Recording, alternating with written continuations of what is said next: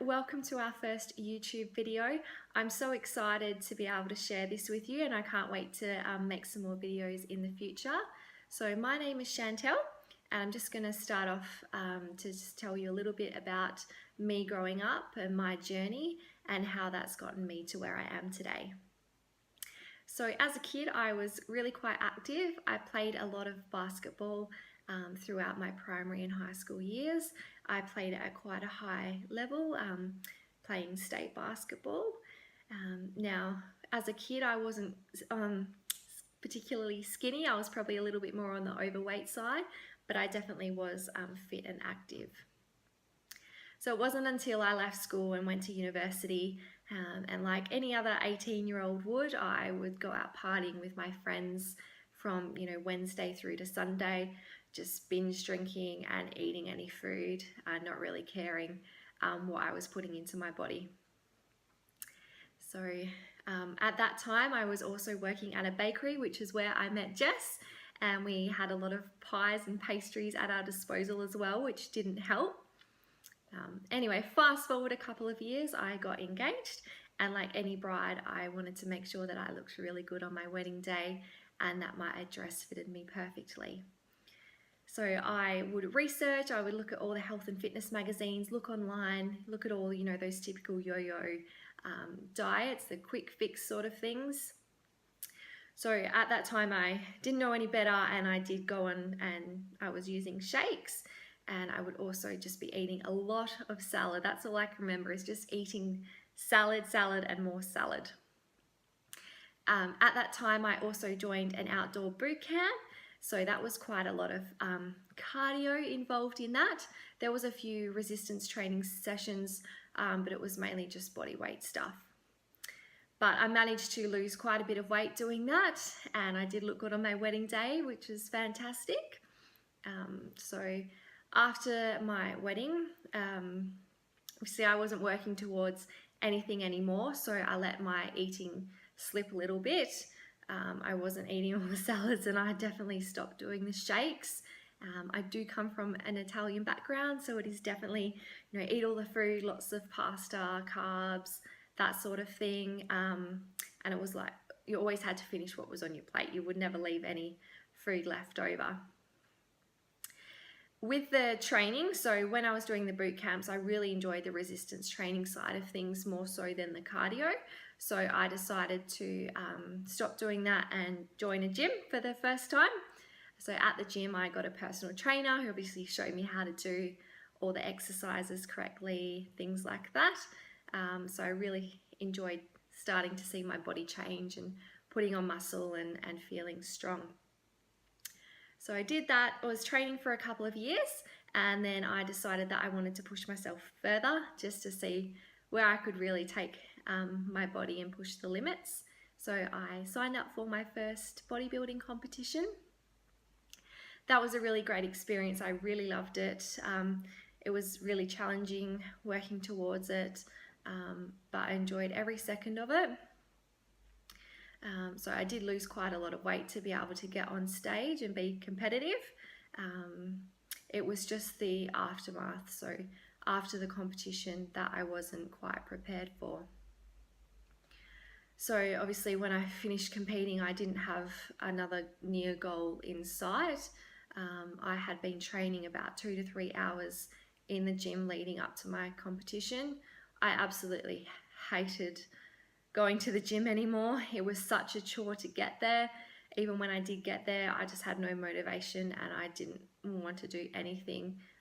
There would be times where there would be weeks where I wouldn't even go to the gym. I just couldn't bring myself to do it. In terms of my diet, I had restricted some foods for so long. So after competition, I would just eat anything that I could grab my hands on.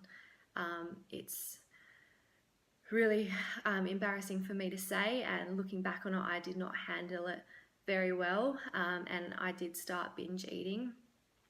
I would just eat anything in sight, so you name it, I could eat a whole packet of cereal in one sitting, a whole packet of biscuits, whatever was in the house, I would just eat.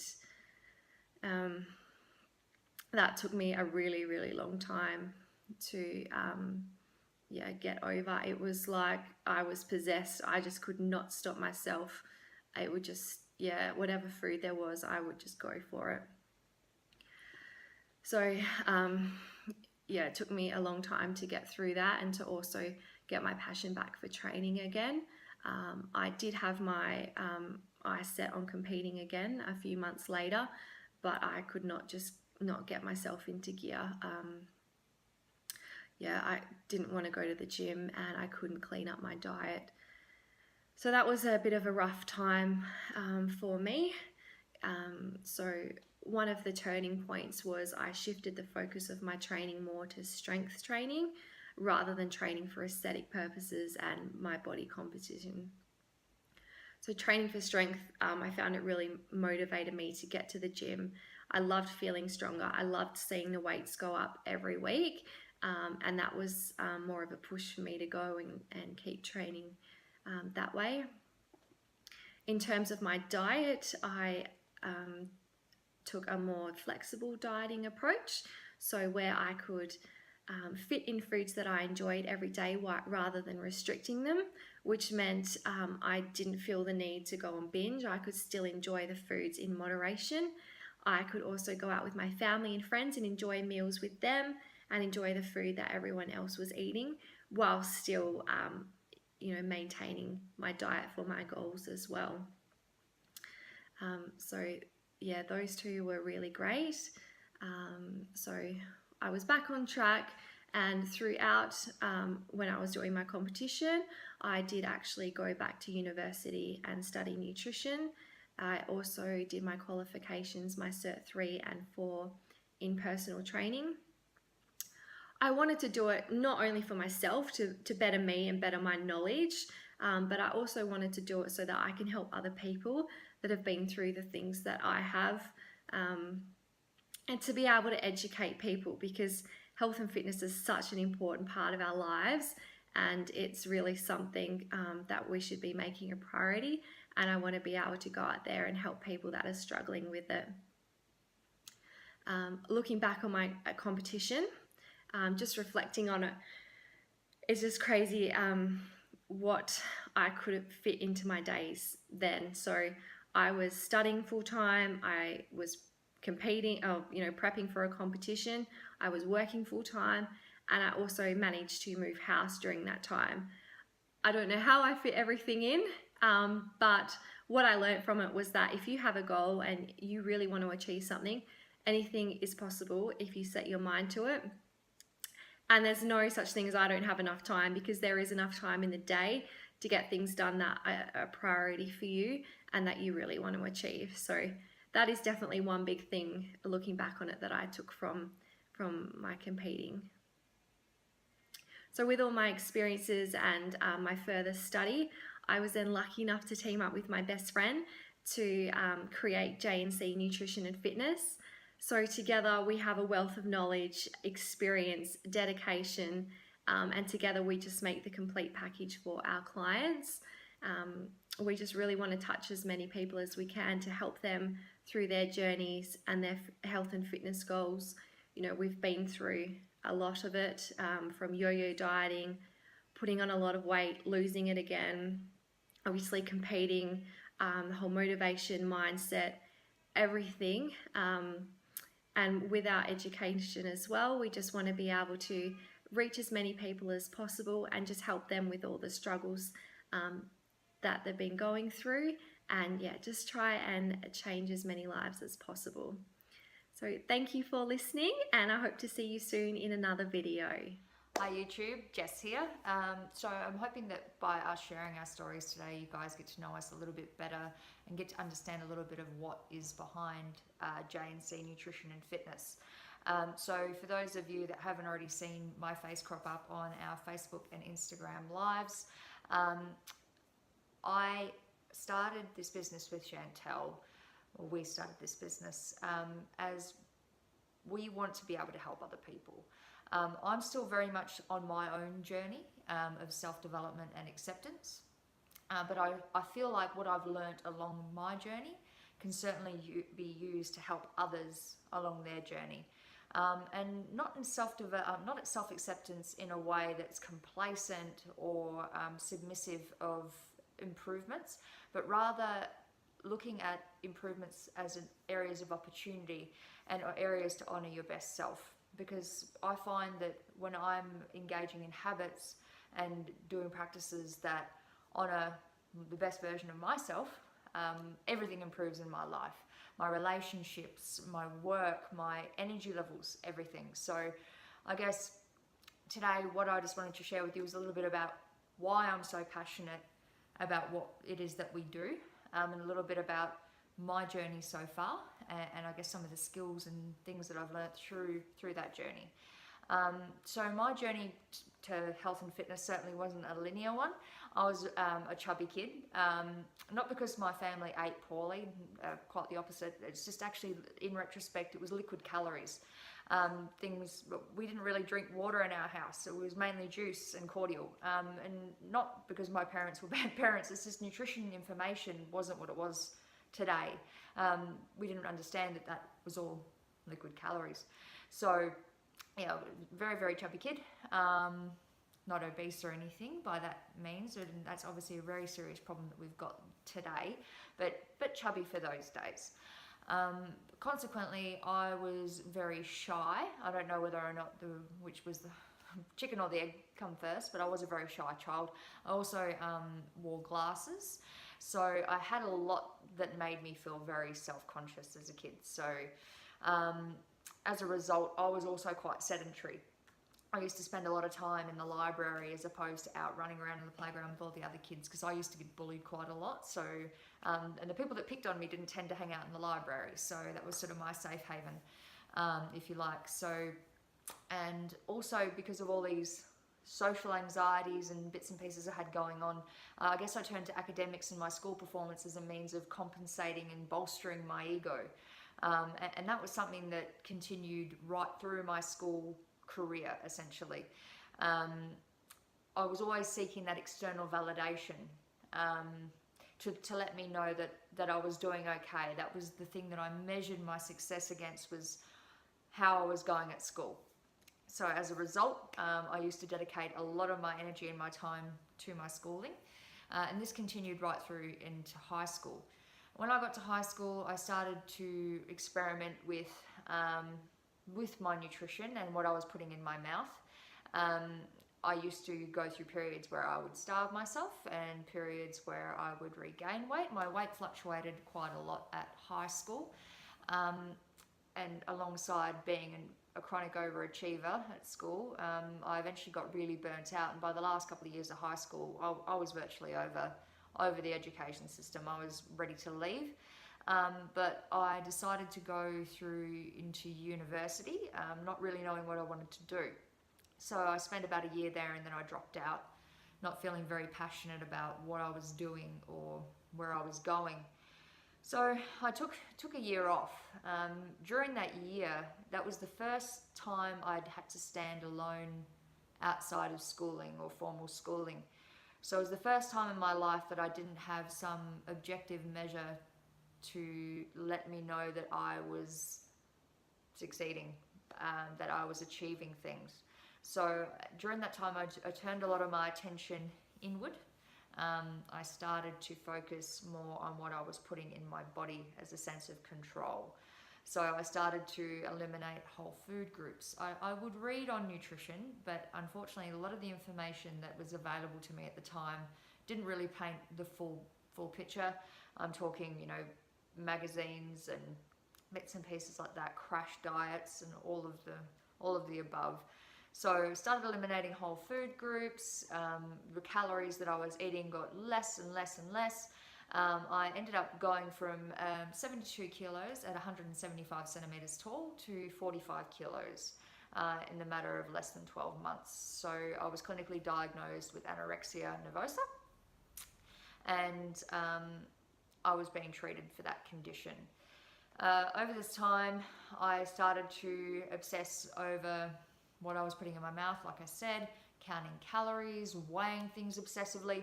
I flat out refused to eat anything that didn't have a nutrition label on it, or some form of caloric information that I had that I could access, to go out for a meal with friends. I always remember we went out to this restaurant, and it was the first time I'd eaten at a restaurant that didn't have nutrition information, but I was embarrassed to not eat anything, so I ate the salad, and I went home and I cried myself to sleep because I was worried that I was going to gain 5 kilos. My attitude to nutrition at that point in time was that it was a game of chance rather than science. You know, if I put this in my mouth and pray really hard, the kilos are going to stay off. So it was a very warped and dark place to be in terms of my relationship with my body. During this time, I decided that I wanted to go back to university as well, because I was convinced that there was actually nothing wrong with me. I was just being health conscious, despite the fact that I lost my period, and that I had lost my period for 2 years by the time I actually spoke to a doctor about it.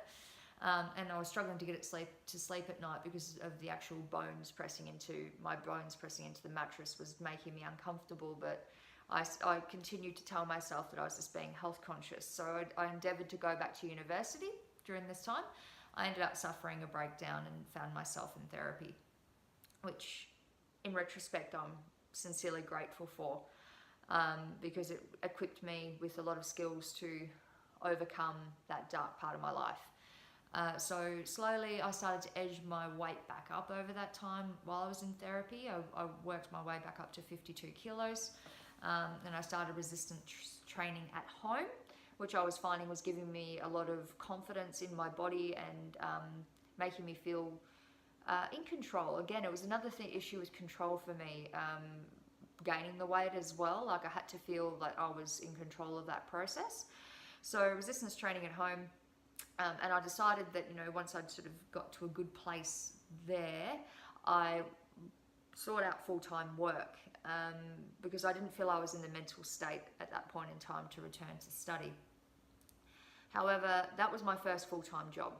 I was 22 years old at the time, I think, and just the stress and the strain of the job that I took on, I totally wasn't prepared for. I was a retail travel consultant, which is a high intensity kind of role to take on. It's your hours are very long if you're not efficient with your time. And again, that overachiever mindset of mine kicked straight back in. I had to be the best at what I was doing, so I'd be getting there at 7 in the morning and leaving at 7 at night. And the stress of it all, I started binge eating. I didn't know I felt so out of control of my life. I started stuffing my feelings down with food. I recall just feeling devastated stepping on the scale and seeing the uniforms that I'd started my job in not fitting me anymore. I was convinced at one point it must be because I'm sitting all the time. You know, I was oblivious to really how much food I was putting in my mouth. So I decided that I was going to do something about it. I was going to go to the gym, and, you know, once I get moving again, the kilo should shift. So I went and I signed up for a 3-month gym membership at my local gym, which I paid in advance. I remember that first night walking into that gym. I walked in there and I went to go to a pump class. I walked into the room and the instructor was there talking to her regulars. She did not acknowledge me at all. So I kind of looked around the room to see what other equipment everybody else had out. So I shuffled together and got all the equipment together and set myself up mimicking what everybody else had laid out. And the class started.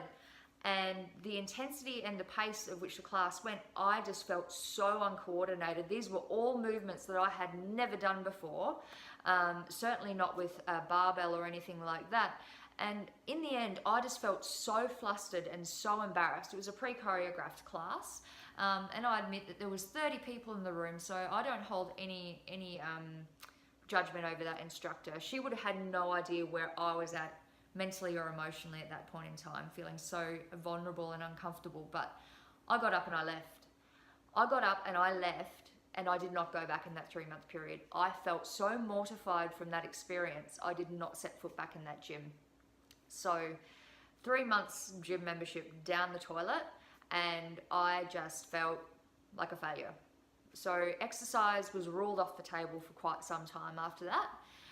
Fortunately, I continued to do a lot of self-work. I worked with a close friend of mine that happens to be a dietitian as well. She was giving me some advice on how to overcome a lot of the mental barriers that I was going through. And slowly I started to rein back in my binge eating, and I started to feel in control of my relationship with food again, in my idea of what was a healthy relationship with food. From there, I proceeded to spend hundreds and hundreds of dollars on books and at-home training plans and celebrity diet plans. You name it, I tried it. Shake diets, fruitarian diets, intermittent fasting, all the diets, all the training plans that I could possibly get, I would try and I would get on them, and I'd go great for a few weeks, and then I would get so hungry and I would get vague, and I would just think, well, this is ridiculous. I cannot afford to be off my game at work. I could not sustain the diet and the training plan and still do my job. So I was at my wit's end. I thought, well, okay, I seem to have got this eating thing under control, but I just can't seem to shift this extra bit of weight. I really need somebody else's help. I need somebody I can talk to. And the training that I was doing at home was making me feel really, really good. So I finally decided, right, I'm going to try this gym thing again. I went to a different gym, and I employed a personal trainer that was recommended to me by one of my colleagues. So I started working with him, and I was seeing him twice a week to begin with, and I just fell in love with training in the gym. It was something that, again, during that time when my body was going through so many changes and I was still trying to accept where I was at and everything in my journey, I loved the control and the power how powerful I felt training with weights and lifting things and pushing my body. It was great. And he was so persistent and so accommodating for where I was at. I had no idea just how much strength I'd actually lost through my journey with anorexia, which obviously I lost a lot of muscle mass during that time as well. I actually struggled to lift 5 kilos overhead for repeated sets on the shoulder press machine when I very first started. I couldn't hold up my own body weight. I had lost a lot of muscle, but my trainer luckily worked around a lot of my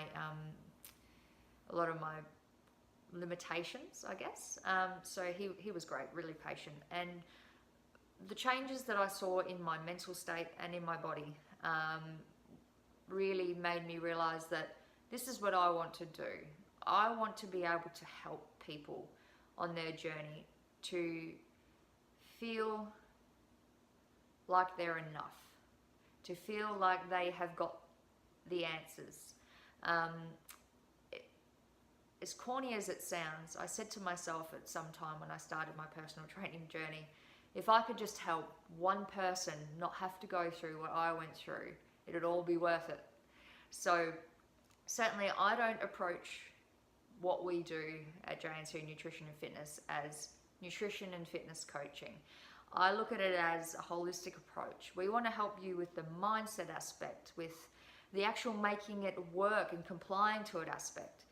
But as I say, coming back to my journey, I digress. Coming back to my journey, it certainly wasn't a happily ever after moment from there. I've still had my trials and my struggles with my weight and everything else. Like, yes, during that period working with my trainer, I got my nutrition under control. I started to self-educate about what I should be putting into my body. Gained a lot of knowledge through that. But even then, I've been through comp preps and been lean and rebounded and everything else. And it wasn't really until I started working on all of the mindset side of the equation that I really started to have those light bulbs going off and understanding how to make this a lifestyle and not something that you do to get a result and then stop. So for me, that is why we do what we do. As I said, I certainly can't say that I have learned all I need to learn, but I certainly feel like I have learned enough over that short snippet of time that I feel I can empower others with. So thank you so much for sitting through our stories. I hope that they are something that maybe you can relate to, even in some small way. And most of all, just know that you're not alone, and there is people out there to help and support. Even if we're not it, there is plenty of places to turn. So if you enjoyed this video, please like, share, and subscribe to our channel.